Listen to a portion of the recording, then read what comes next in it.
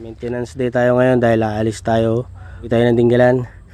Ayan yung papalitan natin, brake shoe tapos disc pad. So yung ginagamit ko talaga mga pare ko ay Bendix. So yun, pati disc pad. So Bendix baka naman ikaw talaga ginagamit ko kahit sa motor. So yun, binaklas natin yung preno nga dito sa hulihan. Susunod natin yung sa unahan. And yun nga, dahil sa nabaklas na natin yung preno dito sa likuran, pininturahan na rin natin ng high temp. So ayan, poging-pogi na yan. Alright, o diba, ayos yan. Sa pininturahan na rin naman natin, syempre.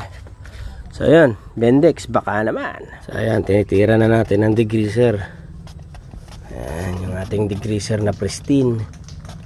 Ayan, lusaw yung dumi na yan. Alright, so yun, banlawan na lang natin mamaya. Yung degreaser na gamit-gamit natin, yung pristine degreaser. Ayan, hindi ko na brenas yan ha, binubuhusan ko na lang ng tubig. Tignan nyo. O diba, napaka-effective talaga ng degreaser na yan. Ayan, hindi na natin kailangan kuskusin yan dahil wala na talaga. O, kita nyo naman. Tsaka yan talaga ang purpose yan, kaya nga degreaser para matanggal yung mga marurumi dyan na grasa, compound. Malinis na yung brake system natin dito sa likuran.